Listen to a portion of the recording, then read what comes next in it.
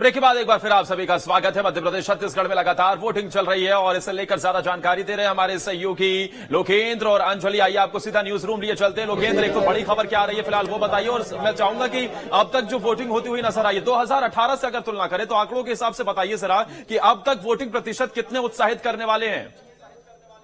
बिल्कुल पूरी डिटेल देंगे आदर्श। और अब 2 बज चुके हैं, बस आखिरी कुछ घंटे और बचे हुए हैं वोटिंग के लिए, इसलिए अब उम्मीद कर रहे हैं कि जो भीड़ है वो और ज्यादा अब मतदान केंद्रों पर देखने को मिलेगी। साथ ही आपको अभी तक के जो आंकड़े सामने आए हैं मध्य प्रदेश छत्तीसगढ़ के वो भी बता देते हैं। ये स्क्रीन पर आंकड़े आपके सामने हैं। मध्य प्रदेश में इस वक्त बढ़त वोटिंग के मामले में कम से कम देखने को मिल रही है। और आप देखिए ये ग्राफिक्स के जरिए डिटेल्स आपके सामने हैं। छत्तीसगढ़ में 38%, तो मध्य प्रदेश में अंजलि 45% मतदान अब तक हो चुका है। बिल्कुल, देखिए मध्य प्रदेश में 45% मतदान हो गया है। और देखिए सबसे ज्यादा जो मतदान हुआ है वो जैतपुर में अब तक हुआ है।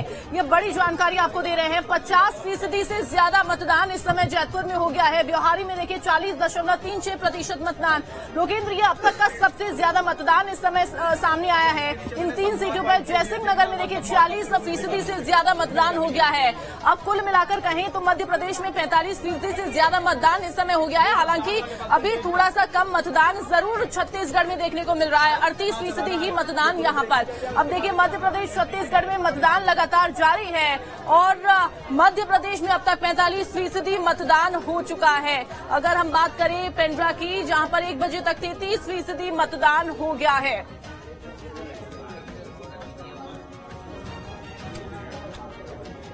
तो ये पूरा डेटा दे रहे हैं हम लगातार आपको, और कोशिश ये है कि आसान तरीके से आपको हर अपडेट लगातार मिलती रहे। और हमें ये समझना भी बड़ा जरूरी है कि 2018 के चुनाव में जो स्थितियां थी वो किस तरह की थी। पहले 2018 में ग्वालियर चंबल में अंजलि किस तरह का वोटिंग परसेंटेज रहा था वो हम जरा समझने की कोशिश करते हैं। उसके बाद अभी से हम उसको समझने की कोशिश करेंगे। और इस बीच एक इंदौर से भी बड़ी खबर आपको बता दें। ये इंदौर 1 में 33.20% मतदान अब तक हो चुका है। इसके अलावा भी हम पिछले 2018 का चुनाव था उसकी भी डिटेल देंगे, लेकिन ये इंदौर की डिटेल इस वक्त हम दिखा रहे हैं दर्शकों को।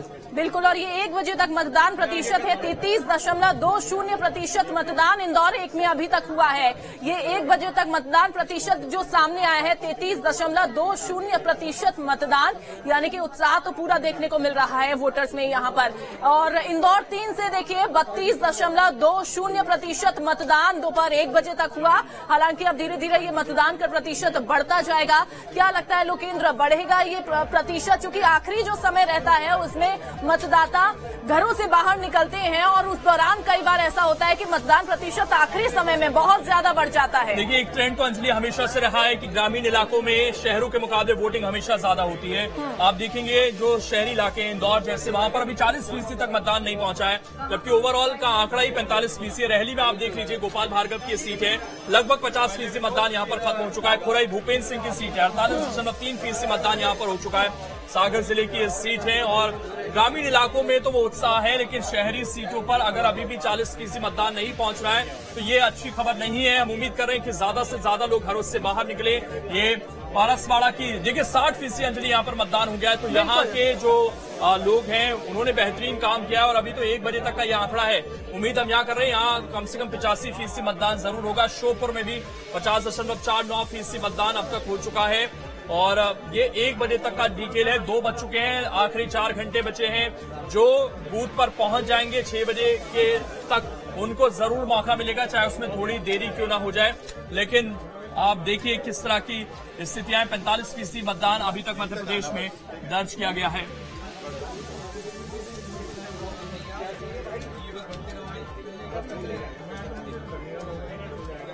तो ये फिलहाल अभी की स्थिति है, लेकिन 2018 का भी ट्रेंड अंजलि समझना होगा यहाँ पर। और सबसे पहले ग्वालियर चंबल की बात करते हैं, वहां पर 2018 की क्या स्थितियां थी जरा समझिए।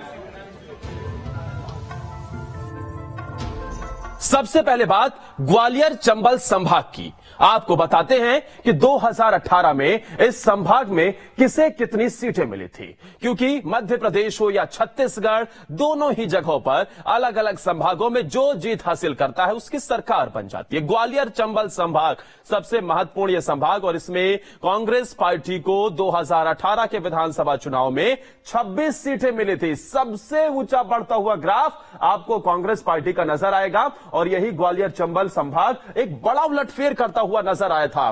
तमाम वो मुद्दे थे जो हावी होते हुए नजर आए, गन कल्चर से लेकर वहां की सियासत में ज्योतिरादित्य सिंधिया उस वक्त कांग्रेस पार्टी के साथ थे, और इसका सीधे तौर पर फायदा ग्वालियर चंबल संभाग में मिलता नजर आया, क्योंकि सिंधिया लगातार चुनावी मैदान में दमखम के साथ कांग्रेस पार्टी को जिताने के लिए मेहनत कर रहे थे, जिसका फायदा भी कांग्रेस को मिला था। लेकिन बीजेपी के खाते में ग्वालियर चंबल संभाग पूरी तरीके से निकल चुका था, और सिर्फ 7 सीटें हासिल हुई। छोटा सा ग्राफ आप देखेंगे, ये रहा छोटा सा ग्राफ, और सिर्फ 7 सीटें कांग्रेस पार्टी के बीजेपी के हाथ, माफ कीजिएगा, यहां लगी। 26 सीटें कांग्रेस पार्टी को यहां मिली, तो अन्य को सिर्फ 1 सीट से ही संतोष करना पड़ा। ग्वालियर चंबल संभाग की ये 34 सीटें, जिसमें से कांग्रेस पार्टी को यहां पर 26 सीटें हासिल हुई।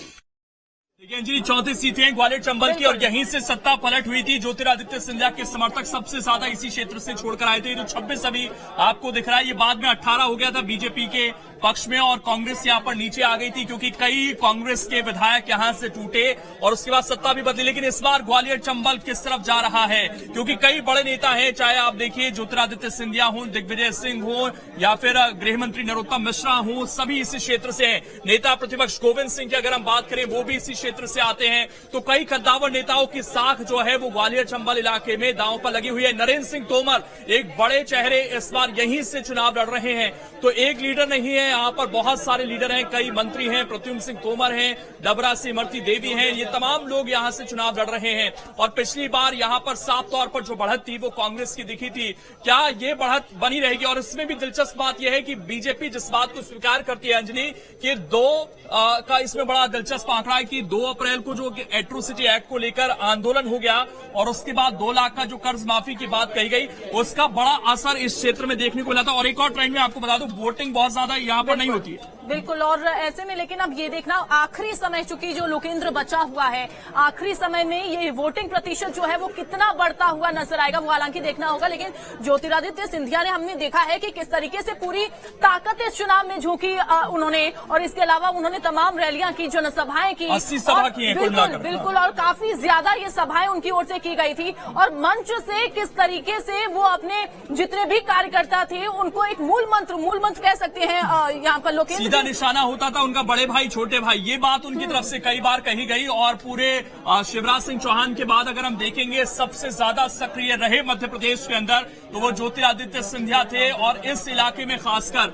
अगर हम बात करें तो 80 सभाएं उन्होंने ओवरऑल की हैं, और ग्वालियर चंबल में भी काफी सभाएं की, क्योंकि उनका गढ़ इसे कहा जाता है। लेकिन दिलचस्प बात यह है कि अंजलि, बहुत सारे बड़े नेता चुनाव लड़ रहे हैं, लेकिन सिंधिया मैदान में नहीं है। लेकिन प्रचार उन्होंने पुरजोर तरीके से किया है, और यहाँ का जो रिजल्ट है बहुत कुछ उनकी साख पर भी चीजें निर्भर करती हैं कि क्या स्थितियां यहाँ पर ग्वालियर चंबल की बनती हैं। बिल्कुल, लेकिन लोकेंद्र, यहाँ पर एक चीज दिलचस्प ये भी है कि जब भी हम देखते हैं, चाहे चुनाव कोई भी हो, चाहे नगर निगम का चुनाव हो, जो नगरीय निकाय चुनाव होते हैं वो चुनाव हो, पंचायत चुनाव हो, बीजेपी पूरी ताकत झोंकती हुई नजर आती है। प्रधानमंत्री नरेंद्र मोदी खुद यहाँ पर एक मुख्य चेहरा रहते हैं, बीजेपी उनको स्टार प्रचारक के तौर पर यूज करती है। तो क्या अब ऐसे में ये आपने निकाय का जिक्र किया, तो एक लंबे समय बाद बीजेपी को यहाँ पर हार का सामना करना पड़ा था अंजलि, ये भी ध्यान रखना होगा। इसीलिए ये जो इलाका है बहुत महत्वपूर्ण किसी भी पार्टी के लिए हो जाता है, और जानने की कोशिश करते हैं कि अभी क्या स्थितियां हैं। विनोद हमारे साथ वहां से जुड़ गए हैं। विनोद, फिलहाल सबसे पहले तो वोटिंग परसेंटेज को लेकर अपडेट दीजिए, क्या स्थितियां अभी बन रही है ग्वालियर चंबल में, क्योंकि मतदान यहाँ पर 60% भी हो जाए वो बड़ी बात लगती है। अभी क्या स्थिति फिलहाल? मतदान यहाँ पर 60% भी हो जाए वो बड़ी बात लगती है। बिल्कुल, देखिए अभी थोड़ी देर पहले के जो आंकड़े सामने आए थे उसमें ग्वालियर जिले की ही अगर बात करते हैं तो यहाँ मतदान का प्रतिशत लगभग 33% के आसपास हो पाया था। यानी आज थोड़ा सा चिंता वाली बात है, क्योंकि आधा दिन लगभग बीत गया है और अब कहें कि मुश्किल से 4 घंटे का ही समय बचा है, 6 बजे मतदान बंद हो जाएगा। अब तेज गति के साथ लोगों को घर से निकलने की जरूरत है, क्योंकि कम मतदान पिछली बार जब हुआ था तो बीजेपी के लिए चिंताएं खड़ी हो गई थी और बीजेपी इस अंचल में एक झटके में आ गई थी। मतलब वो उम्मीद जैसी कर रही थी पार्टी। तो लगातार नेता ये कहते हैं कि ज्यादा मतदान होता है तो बीजेपी के फेवर में होता है और कम मतदान होता है तो पार्टी के नुकसान में होता है। लेकिन जीत का दावा कांग्रेस भी कर रही है। कांग्रेस को भी लगातार यही कहना है उनके नेताओं का भी कि मतदान बढ़े तो उनको फायदा होगा। कहीं न कहीं आम लोगों को अब जिम्मेदारी अपनी निभानी होगी। हालांकि मैं इस समय जिस मतदान केंद्र पर हूं वहां की तस्वीरें ये देखिए, यहाँ अभी भी लाइनें लगी हुई हैं। यानी यहाँ की जो महिलाएं हैं वो वाकई में जागरूक हैं, वो अपनी जिम्मेदारी निभा रही हैं और मतदान करने आई हैं। सोचिए अगर 15-20 मिनट इंतजार करने के बाद वोट डालने का मौका मिलता है तो इससे बड़ी जागरूकता और इससे बड़ी जिम्मेदारी क्या हो सकती है। हर व्यक्ति को यही करने की जरूरत है। वोट आप डालेंगे अपनी सरकार बनाने के लिए, वोट डालेंगे मध्य प्रदेश के भविष्य के लिए, तो ये जाहिर सी बात है कि लोगों को बढ़ चढ़कर हिस्सा लेने की जरूरत है। लेकिन विनोद, कुछ इसमें कुछ चीजें क्लियर होती हैं कि मतदान प्रतिशत अगर यहाँ पर कम है तो उसके पीछे क्या वजह है? क्या पलायन बड़ा मसला है, लोग रहते नहीं है यहाँ पर, या दिलचस्पी नहीं है व्यापारी वर्ग का? कल भी आप बता रहे थे कि दुकान पर हैं तो दुकान पर ही बैठे हैं, वोट डालने में दिलचस्पी नहीं रखते हैं। ओवरऑल क्या चीज समझ आती है कि इतना सुस्त रवैया यहाँ पर, जहां 45% ओवरऑल मध्य प्रदेश में वोटिंग हो चुकी है, कई जगह 60%, ग्रामीण इलाकों में तो रिकॉर्ड टूटते नजर आ रहे हैं, वहां अभी भी यहाँ 33% का आंकड़ा पहुंचा है।